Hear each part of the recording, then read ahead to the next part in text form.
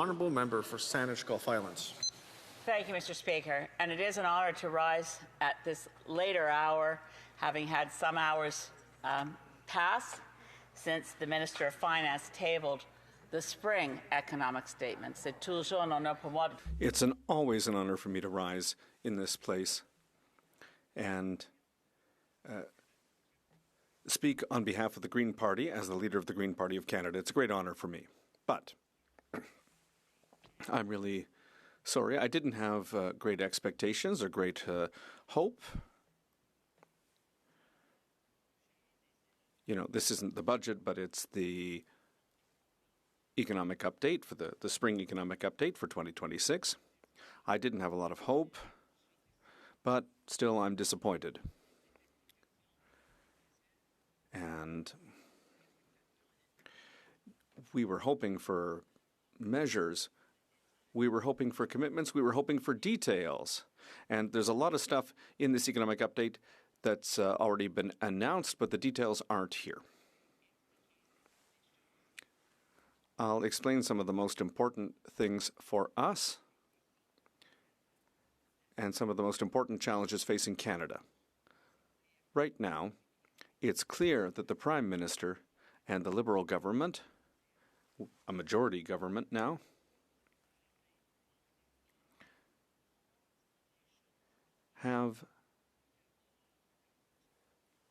we know that they are facing challenges that are out of their control. That the situation would be easy if I were in the Prime Minister's chair.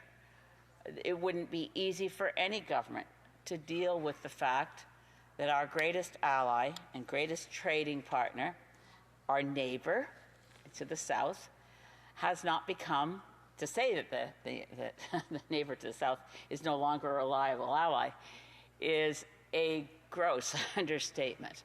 We're dealing with not just in terms of our regional relationships as neighbors here on Turtle Island between the United States and Canada.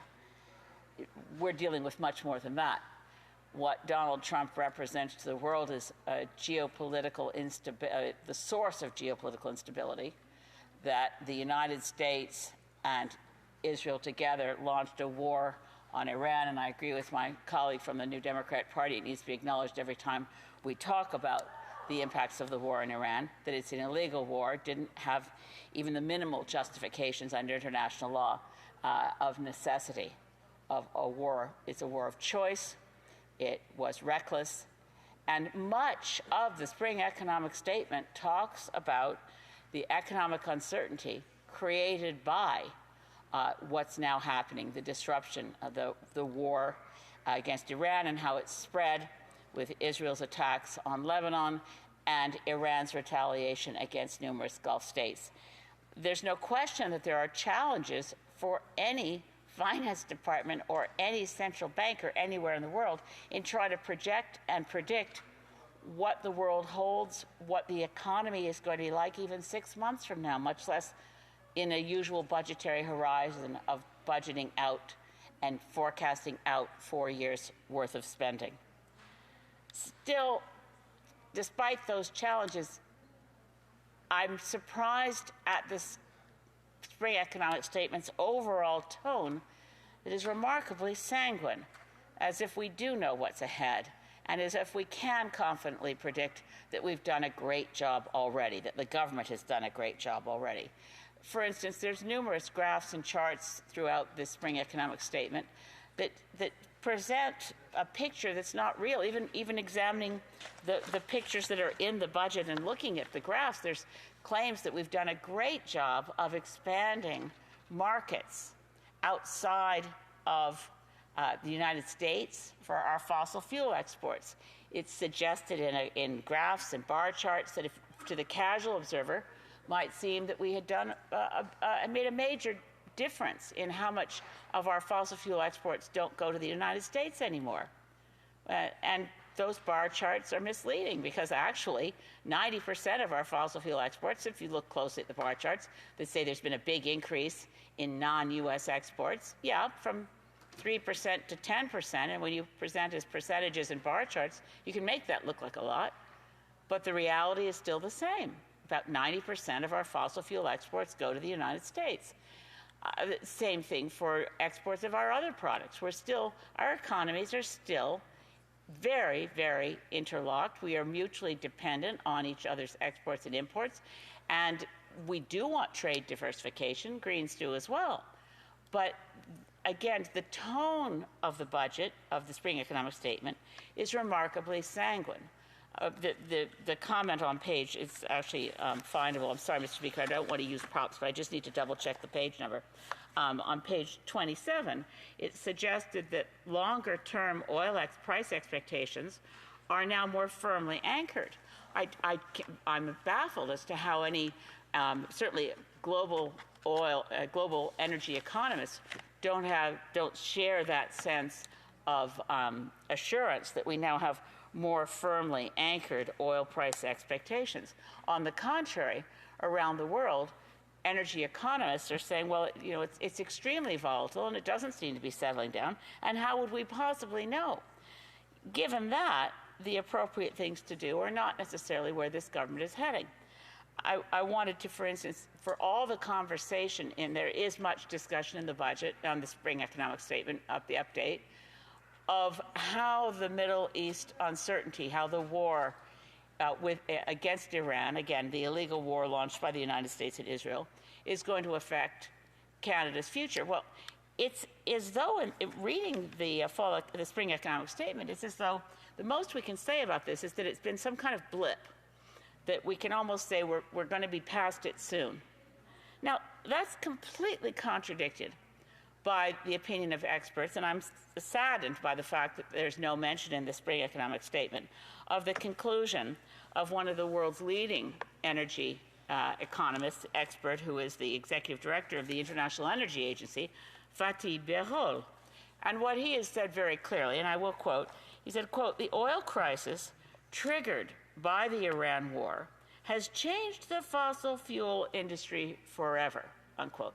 What the International Energy Agency is saying is that the days of fossil fuels are now very limited, not just by the climate crisis, which is where we should have said some time ago the days of fossil fuels are limited, the days are drawing to a close. We did have former Prime Minister Justin Trudeau did say that at one point, that we know that we're moving away from fossil fuels. But this is interesting. We're at a tipping point in terms of climate science where we're at risk, and global scientists are saying, look, we're at significant risk of hitting a tipping point where the whole, what's called the Atlantic Meridional Overturning Circulation System, which is basically, the Gulf Stream is just part of it. It's basically a vast conveyor belt of ocean currents in the Atlantic Ocean. We're at the point where global scientists are saying we're perilously close to a point where it becomes inevitable that this global conveyor, that the Atlantic Ocean conveyor system is going to stall or collapse. This is not just startling or alarming, it's terrifying. And the scientists who've done this work say they now see that the chances aren't less than 5% as previously thought, but are approaching 50-50. Now that's a global tipping point in climate science, which should be moving us off fossil fuels quite rapidly and towards tree planting and anything we can do to avoid, as the lead scientist on this report said, we must avoid the collapse of the AMOC, this Atlantic Ocean conveyor belt current system. We must avoid its collapse, quote unquote, at all costs, because the impact of this will be a rapid climatic shift that's planetary, and it soon will become inevitable and unstoppable. So that's a tipping point in global climate science. But here we have the head of the International Energy Agency saying, basically hit a tipping point due to geopolitical instability, that the world and economies around the world are not going to want fossil fuels. Now, when you look, because of the instability, because they are inevitably, inextricably tied to wars and instability. So this spring economic statement is tone deaf to even the possibility that Canada's future economic stability isn't tied to boosting fossil fuels. We have new subsidies for LNG, new announcements for pipelines, and there's practically a hallelujah chorus for this, not from the Green Party. we're looking at what it means for Canada's economy, not just as if it's a small thing, our survival as human civilization, but for our economy to hardwire itself to fossil fuels when we know what we know about the transition that's happening globally based on price alone. Price point alone is moving investment dollars away from fossil fuels and rapidly to renewable energy, to solar and to wind, to geothermal, particularly solar, because solar electricity is now cheaper than coal. Well, it's astonishing that in the spring economic statement, renewable energy isn't mentioned or increased. There's no commitment to expand it. Now, we do have a commitment here, which we've been waiting for some time. Again, not a prop, Mr. Speaker. I do want to check the November 4th, 2025 budget, which said at page 19, that one of the great Building Canada Strong kinds of projects would be, quote, building clean power grids for a sustainable future.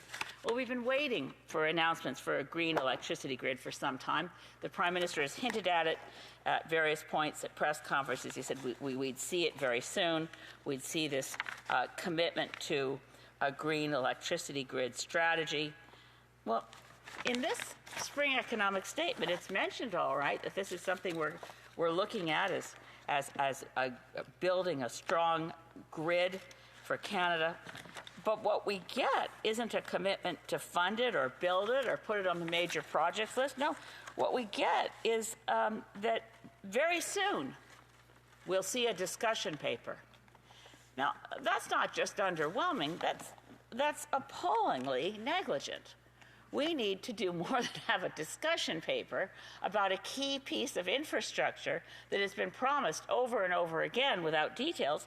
And now, after all of that, what we get in today's spring economic update is the promise of a discussion paper to be released soon.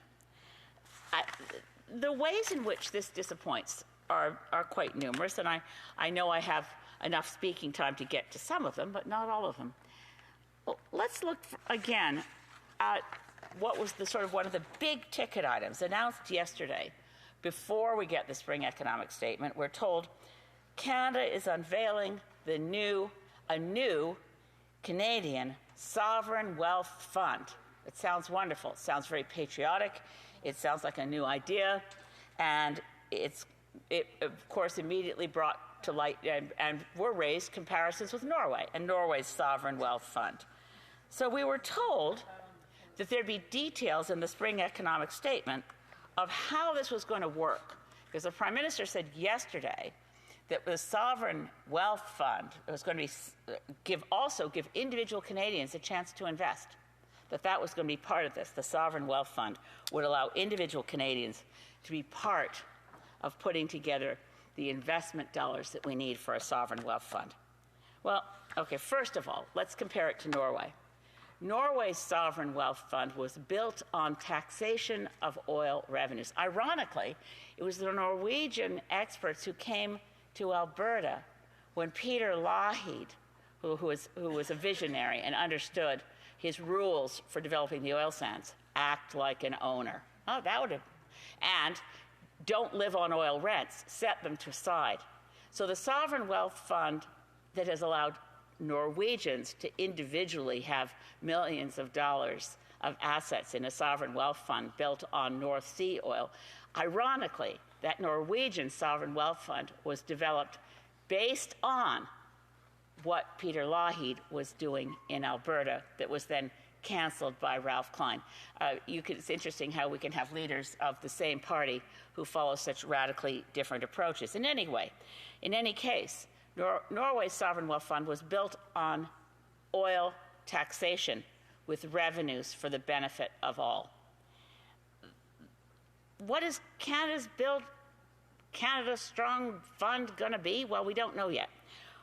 We do know that it's based not on revenues from taxation of oil wealth. It's rather the opposite. It's based on borrowing $25 billion in, again, public borrowing and debt to call it a sovereign wealth fund. And it also says we don't have any details in today's document. The Spring Economic Statement has no details of how this is going to work. We do know that we've created a new entity. Once again, it's very common in this government to see all kinds of new offices opened. Well, this one is and I'm sorry to keep double checking the names of these things, but the Canada, Strong Canada Fund now is going to have a Strong Canada Fund Transition Office. And the Strong Canada Fund Transition Office, once established, which of course it doesn't exist now, is going to consult. And it's going to consult widely. And then it will tell us how this Strong Canada Fund is going to work. Now, I think if it's not ready to be announced, they could wait till they had answers before announcing things. But that's just me. I'd like to know the details about something that's basically the top line headline for the Spring Economic Statement, that we have a new, first time ever, Canadian Sovereign Wealth Fund. Now, just advice to the government, it might be useful to figure out how to do this, because the Green Party already did the research and asked the Parliamentary Budget Office to figure out how we could have funding for Canadians and for our own resources, and creating, based on the concept of Canada savings bonds, we called them Saving Canada bonds, and we had the Parliamentary Budget Office cost it out for us. So if we have strategic reserves of our resources to avoid having them shipped to the US and tariffed or whatever, we could, for instance, buy up all of Canada's potash at the price that potash producers want to receive at market prices. We could store it. We actually had the Parliamentary Budget Office include reasonable estimates for what it would cost to store the potash till we wanted to sell it to someone.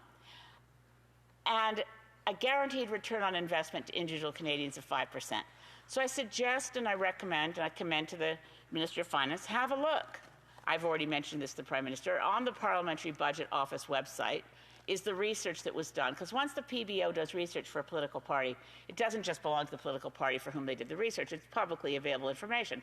So they could find out how to generate $50 billion of revenue from wealth taxes, or how to use financial transaction taxes at basically 20 cents for every $100 in stock market transactions, how that would create new sources of government revenue to afford the things we need. We need to address rapidly, we need to address what's happening for youth unemployment. We need to address what's happening in the affordability crisis.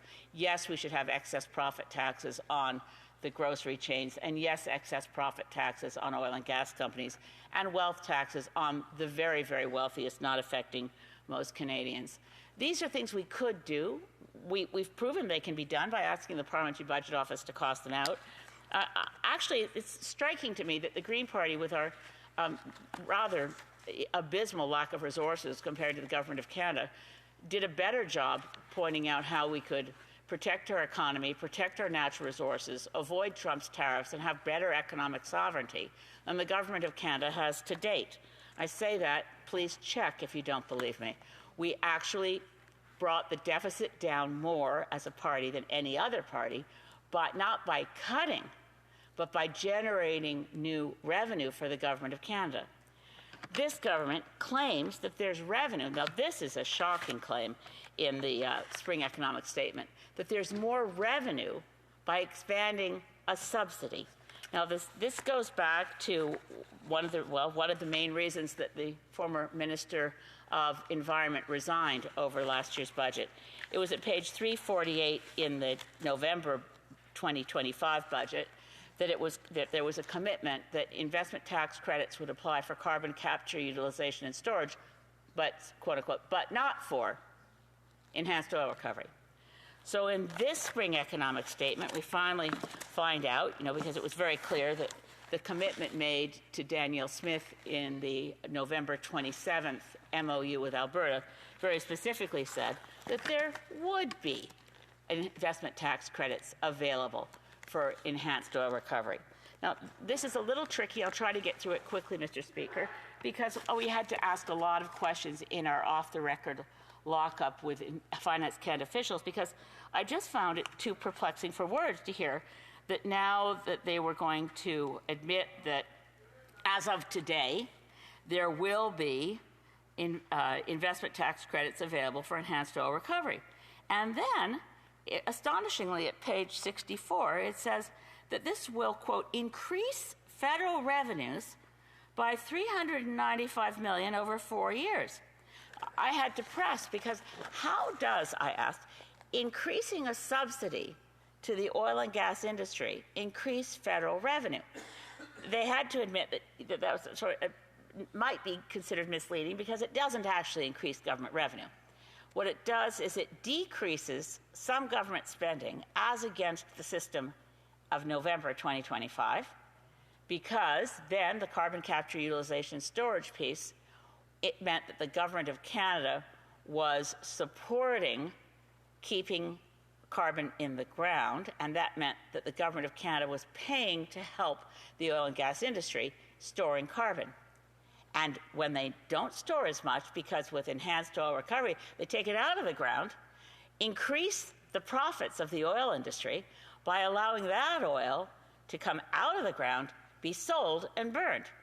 And I kept pressing, how does that increase federal revenues, as the Spring Economic Statement claims at page 64? Well, finally it was admitted, it wasn't exactly that it increases the revenue, it decreases the spending. So the federal government no longer has to provide as much money to the oil industry for the purpose of keeping carbon in the ground. It just creates more profits for the oil industry and somewhat reduces the spending of the federal government. It's not new revenue. There's so much here that I found difficult to absorb and hard to accept. Particularly, I'd turn quickly to the government's vision on artificial intelligence. And I have to say on this, after yesterday's protests of young people on the lawns of Parliament concerned about the impacts of artificial intelligence and screen time on their mental health and well-being, here we have the government's vision, artificial intelligence for all. Now, that's just plain tone deaf. We need to have legislation that regulates online harms from this development. We're not going to be able to stop AI, but the idea that we're going to have a homegrown AI industry that creates lots of jobs for Canadians is hooey. But it's a big part of, apparently, the vision of this government for the future of Canada's economy. Mr. Speaker, I'll just close by saying this. There are opportunities for Canada, even in this world of geopolitical instability. There are opportunities for us to stand up for human rights, to stand up for other democracies, to only trade with other democracies that respect human rights, and to be a beacon of hope and sanity in this world. But to decide, as though we're still living in the 1950s, that our future lies in fossil fuels, that economic growth and growing the GDP is enough to make the world and Canada a more prosperous country with greater societal well-being, is simply wrong. It doesn't lead us there. History has taught us that. What makes Canada's economy strong is economic sovereignty. What gives us resilience is not to be dependent on the United States to the degree we are, but to broaden our link arms with democracies that respect human rights and climate action, and that it is not too late to achieve. Thank you, Mr. Speaker.